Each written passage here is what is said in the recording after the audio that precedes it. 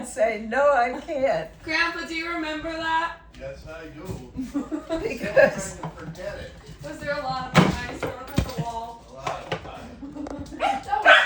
Oh, I'm sorry, Taser. Pie rage. Pie crust but rage. this recipe has made all the difference. I'll wash my But there's a few tricks to it. You have to have a food processor. I'm getting in the way. You have to have a what? Food processor. Okay? And the first thing I do always when I want to make a pie is I get all the cold stuff going. And I have to go in the basement for a minute. Wait.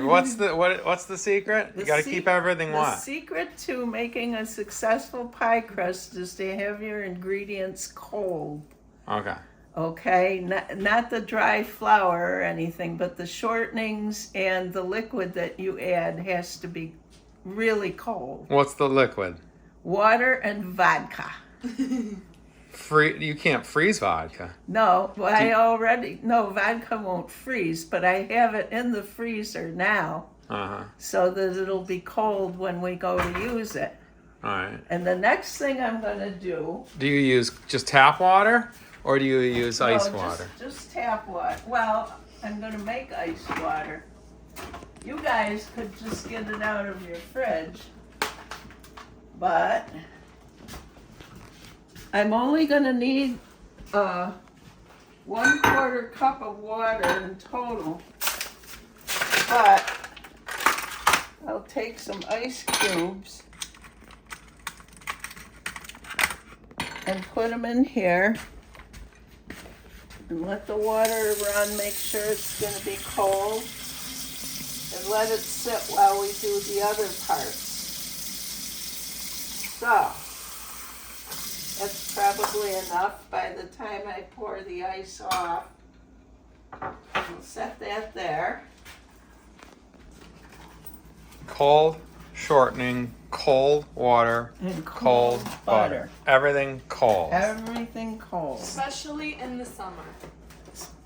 So even the Crisco came out of the fridge. Yeah, even the Crisco doesn't need to be refrigerated, but I store it down there because the only thing I ever use it for is making a pie. Alright. Okay? So, I know this recipe by heart because I make so many. We're going to measure our dry ingredients, and the best way, according to them, to do it is this way. You scoop the flour into the cup, get your cup running over, okay, and then just gently get it down even to 1 cup. And we're going to start with 1.5 cups in the food processor. So you're going to do that twice. I run a knife across it. Is that? Yeah, anything, just to level it off. Right. But you don't want to go digging in Yeah.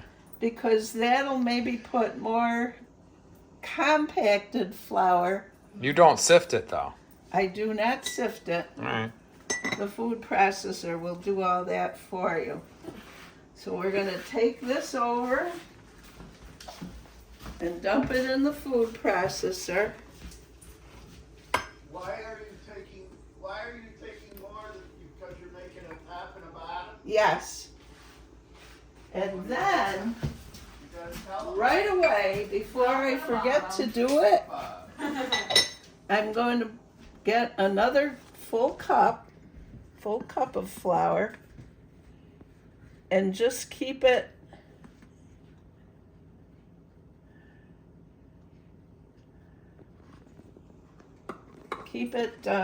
next to where I'm going to use. I wouldn't want to forget this step, okay? So there's 1.5 cups in the food processor and 1 cup in reserve. Alright. Okay, Now, I also need, I always forget how many tablespoons of sugar. 2. And a teaspoon of salt. Okay. Sugar and salt. This onion looks so good. Sugars. This is 2 tablespoons of sugar. 1. That doesn't look like a full tablespoon. Well, we'll do a little extra. Sometimes my hands are shaky. There we go. All right. Sugar. Do, do, do, do, I don't do. think you need to be as exact with the dry ingredients as you are with the, well, you know, this part anyway. You need to be exact with the flour and exact with your wet ingredients. So for a teaspoon, I just do that. That's a teaspoon. Okay? Uh-huh. All right. Next, we gotta pulse this. Oh, oh, wow. And this is, you know, this is where the food processor sifts it for you. Huh. So a pulse is this, not this, okay? A pulse is on and off. Okay? Yep. Next, we gotta put the butter in. So we're gonna use a stick and a half of unsalted, very cold, right out of the fridge butter. Very cold. What if you use salted? You don't. I never have. It might make the pie have a different taste. I don't know. You've already added salt in with the dry ingredients. It might be too salty. So what I do is I cut a stick in half and then in half again. Is that to help it break it up? And then we're going to cut it into little cubes.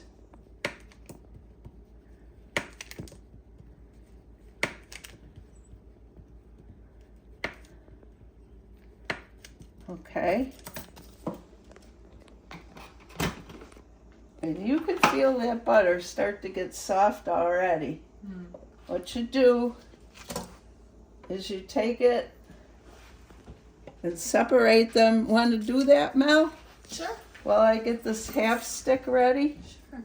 I have clean hands, too. Yes, I saw her wash her Grandma hands. always so washes her hands. I saw her wash her hands, so it's good. Okay. So you'll use that half stick of butter for something else. When you're cutting up the butter, make sure to get all the paper off. I mean, it wouldn't be a tragedy if you got a little bit of paper in there, but it's more pleasant to eat if you don't. Okay. Yeah, it's already getting soft.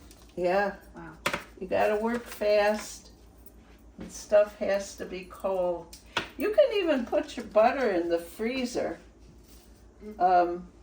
Some things I've made have called for putting butter in the freezer and then getting it out and grating it on a hand grater. Huh. But cold butter is really important. No room temperature butter. No room temperature butter. Not around here. That won't work. But my fridge is good and cold. Now, besides the butter, we need shortening, cold shortening. And we need a half a cup of it. So I take my half cup. We're not going to use this measuring cup anymore. So it doesn't matter if it gets a little greasy. And you put the shortening in. In the old days, instead of shortening, they used lard, which is rendered animal fat. Why don't you have that? I've never made a pie crust with lard. They say it's excellent, but I have never tried it. Huh. This works so well for me Yeah.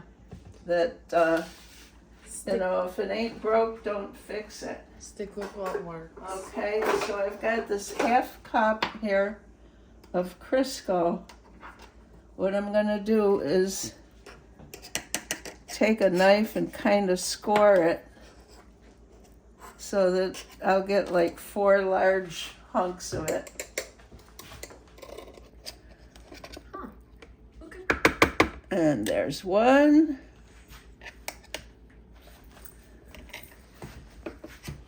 Look at this. I 2. always struggle getting Crisco out of the measuring cup. Well, I do too, so I invented this. It's actually very smart. But get it all in there.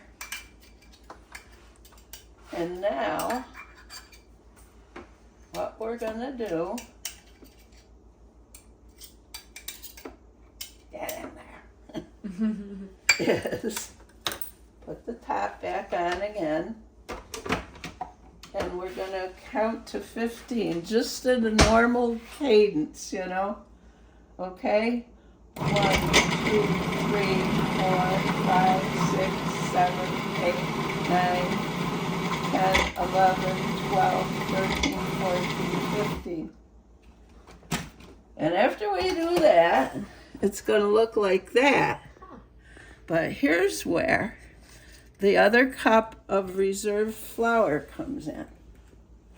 You can kind of push this down so that it's even around the blade and put that in.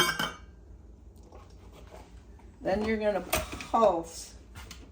And remember I said a pulse was just a little zzz. So they say 4 to 6. I usually do 8 to 10.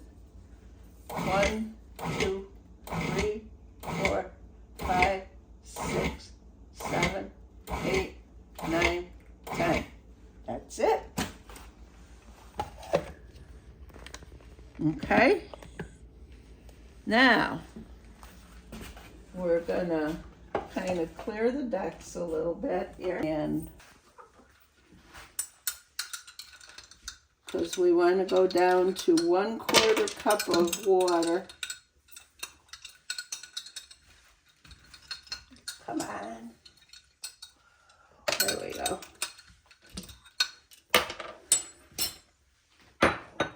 And how much do we have to pour off? And a little more. And slightly more. And still. You really want to be accurate. Yeah.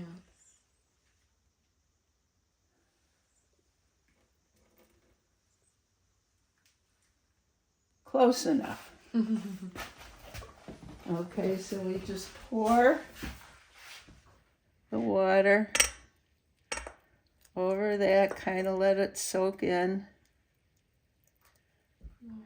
And now we get the vodka, which is also cold.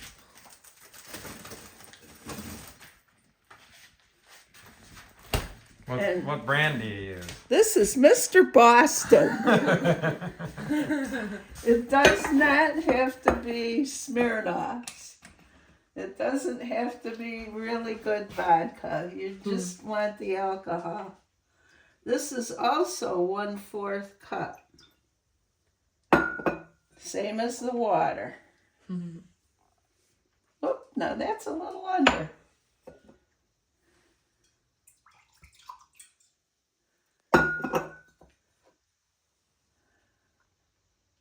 And that is just right. So we're going to pour that in.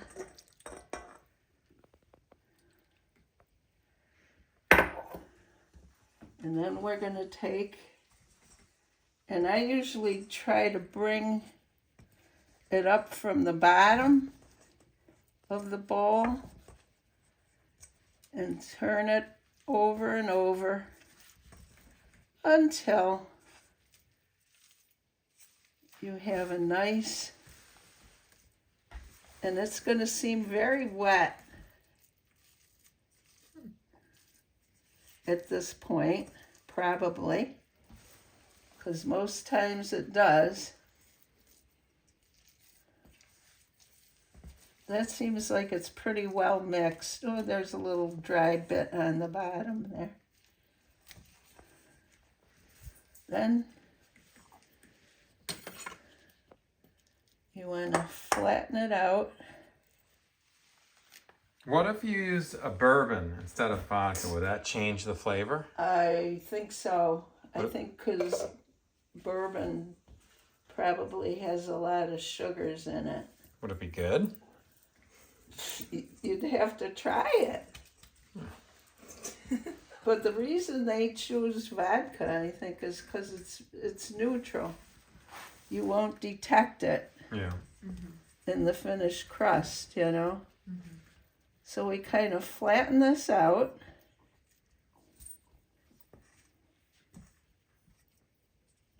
And I know this is going to seem a little wet, but by tomorrow it won't be. Or, you know, you can do less than a day in between when you make the crust and when you go to use it. You do morning, evening? Yeah, you could do morning, evening. They say an hour. I would like to, you know, do a little bit more than an hour. But anyway, you get a piece of plastic wrap ready. Good, generous one. And what we're going to do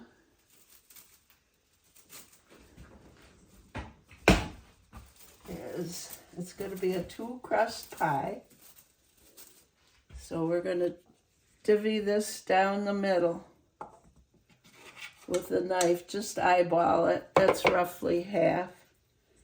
And get under it and scoop it out. Yeah, this is very wet today. What has to happen... Is that bad? No. You can make up for that by having flour on the board. And, you know, it will change. You'll be surprised when you see how different it looks after it's been refrigerated. You get it in the little disc and you play with it a little and try to get out any cracks. And it should look like that going into the refrigerator. I will even cheat and do this, because in the end you want a round pie crust. You know, make it like a little wheel. And then there's this side, and we do the same thing.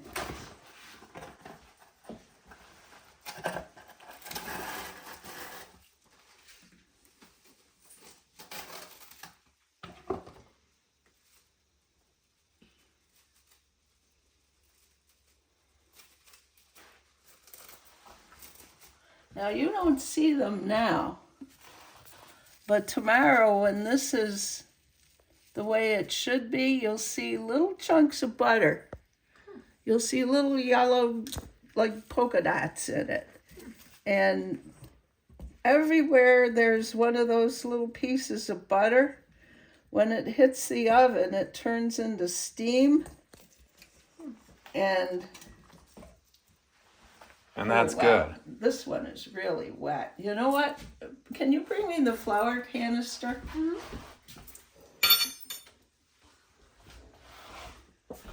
Can you lift the cover up? If you get one that seems a little too wet, you can adjust. Just sprinkle a little flour right in there. More. Good. Yeah. Actually, A little more. yeah. This turned out very wet today. I suspect it's the extra humidity in the room. But this has never failed me. Even if it's wet, Even if it's wet. not a disaster. Even if it's wet, it's not a disaster. Just stick with it.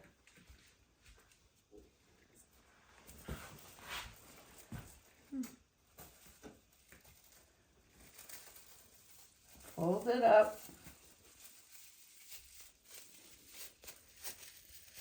Tomorrow it should be just right when we roll it out. It's almost like a miracle. And we'll put it in.